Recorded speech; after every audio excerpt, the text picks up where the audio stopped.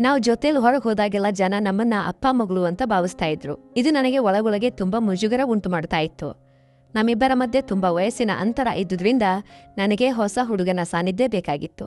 ಗಂಡನ ಶಕ್ತಿಯಿಂದ ನನಗೆ ಶಾಂತಿ ಸಿಕ್ಕಿರಲಿಲ್ಲ.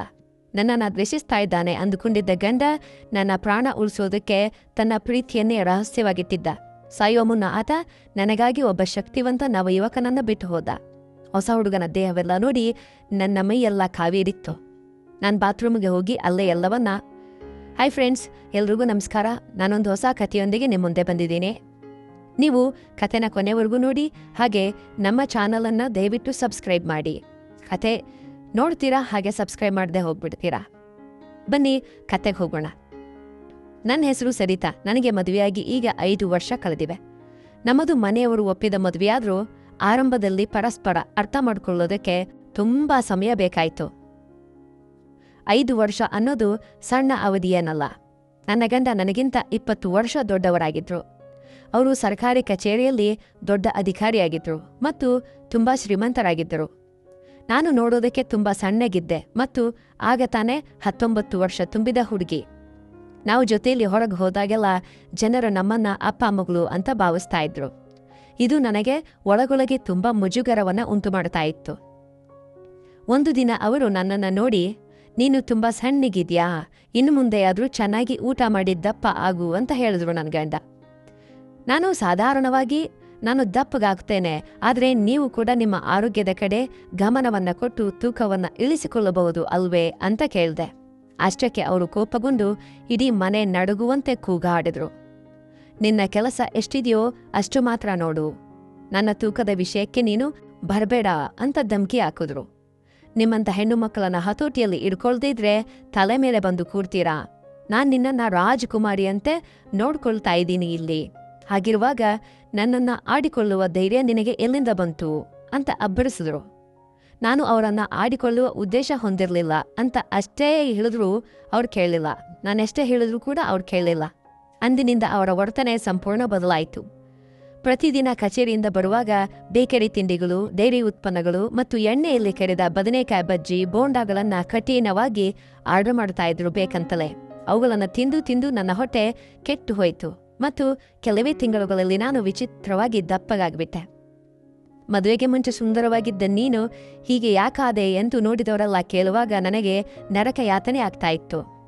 ಮನೆಯಲ್ಲಿ ಅವರ ಹಿಂಸೆ ಅಷ್ಟಕ್ಕೆ ನಿಲ್ಲಿಲ್ಲ. ಸಣ್ಣ ವಿಷಯಗಳಿಗೂ ಕೈ ಮಾಡ್ತಾ ಇದ್ರು. ನನ್ನ ತಂದೆ ತಾಯಿಯನ್ನ ಕೀಳಾಗಿ ಬೈತಾ ಇದ್ರು. ಇಷ್ಟೆಲ್ಲ ಶ್ರೀಮಂತರಾಗಿದ್ದರೂ ಮನೆ ಖರ್ಚಿಗೆ ಹಣ ಕೊಡ್ತಾ ಇರಲಿಲ್ಲ.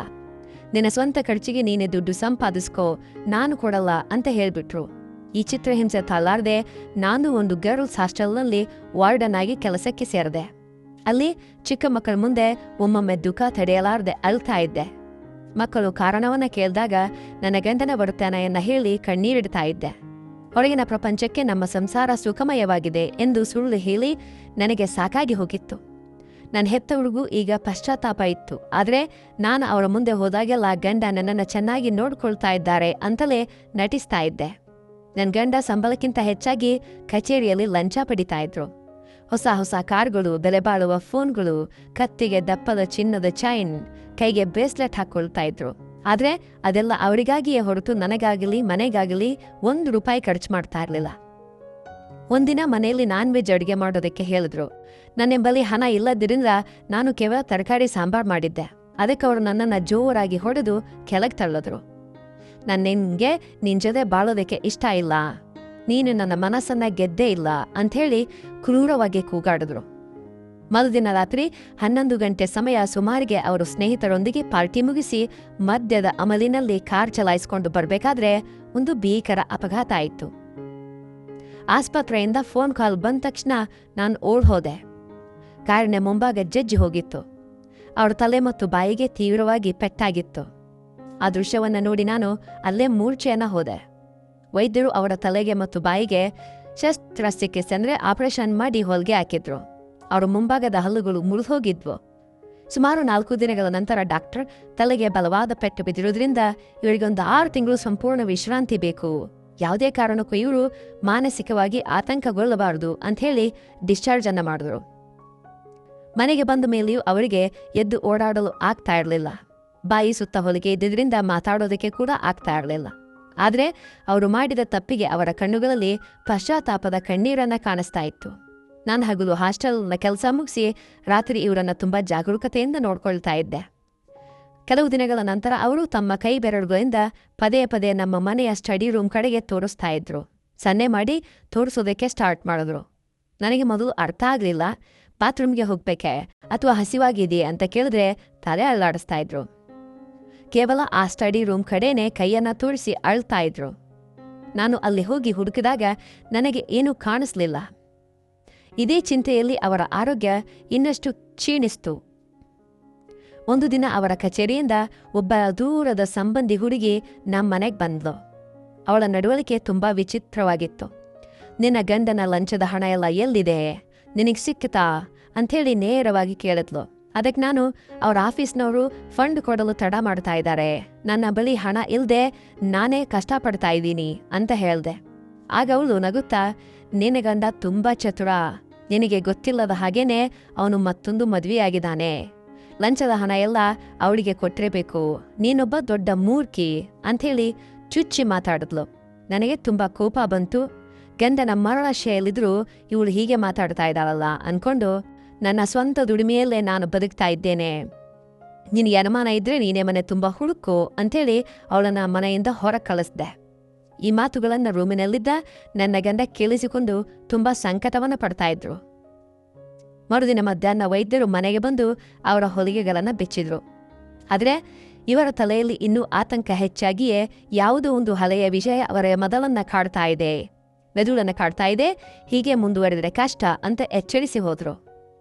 ನಾನು ಅವ್ರ ಬಳಿ ಕೂತ್ಕೊಂಡು, ನೀವು ಯಾವುದಕ್ಕೂ ಹೆದರಬೇಡಿ, ನಾನು ನಿಮ್ಮ ಜೊತೆ ಇರ್ತೇನೆ ಅಂತ ಸಮಾಧಾನ ಪಡಿಸ್ದೆ.